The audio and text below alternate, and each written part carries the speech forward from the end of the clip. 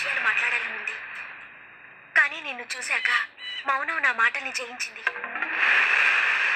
ఇన్నాళ్ళు నేనొక శిలని, చదువుకి తప్ప ప్రేమకు కూడా చలించని బండరాయిని అనుకునేదాన్ని, గర్వపడేదాన్ని. కానీ ఈ రాయిలోనూ ఓ హృదయం ఉందని నువ్వే గుర్తించావు.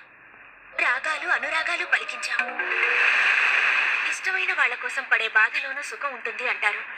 నేను నీ గురించి ఆలోచించడం మొదలుపెట్టి 24 గంటలు కాలేదు. అప్పుడే నిన్ను చూడాలని, నీతో మాట్లాడాలని ఎంతో తపన పడ్డాను. అలాంటిది ఈ 4 ఏళ్ల నుంచి నువ్వు నా కోసం పడ్డ తపన, నిరీక్షణ తలుచుకుంటే నా మనసు కరిగిపోయింది. అందుకే ఆడదాన్నైనా సిగ్గు విడిచి చెప్తున్నాను, ఐ లవ్ యూ.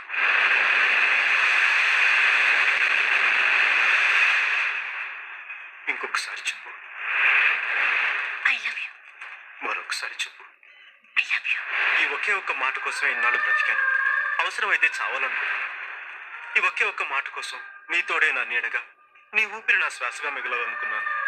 కానీ ఈ ఒకే ఒక్క మాట కోసం ఈరోజు సర్వస్వాన్ని కోల్పోయి అనాథగా మిగిలిపోయాను.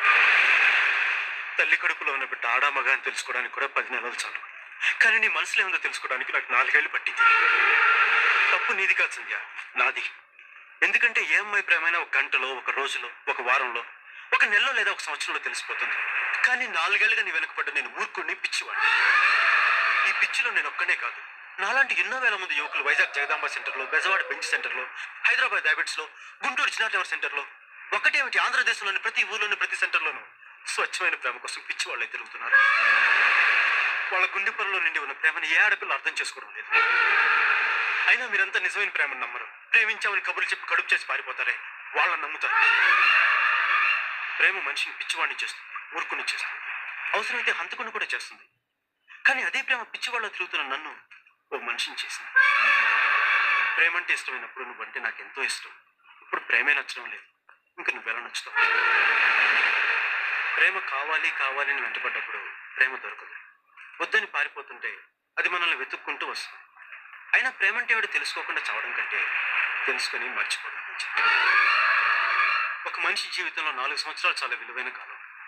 ఆ కాలంతో పాటు చదువుని, బాధ్యతల్ని వదిలేసి పెద్దల మాటను పెడిచేవిని పెట్టి ప్రేమంటూ తిరిగి సర్వస్వాన్ని పోగొట్టుకున్నాను. ఆఖరికి కన్ను తండ్రికి తలకొరు పెట్టలేని దౌర్భాగ్యాన్ని అయ్యాను. ఇవన్నీ కోల్పోతుంది కానీ ప్రేమ నన్ను వెతుక్కుంటూ రాదంటే అలాంటి ప్రేమ నాకు అక్కర్లేదు. నేను ఈ నిర్ణయం తీసుకున్న నా ఒక్కడి కోసం కాదు, మన దేశం అంతటా నాలాగా ప్రేమ పిచ్చి పట్టి తిరిగే ప్రతి యువకుడి కోసం, వాళ్ళ తల్లిదండ్రుల కోసం.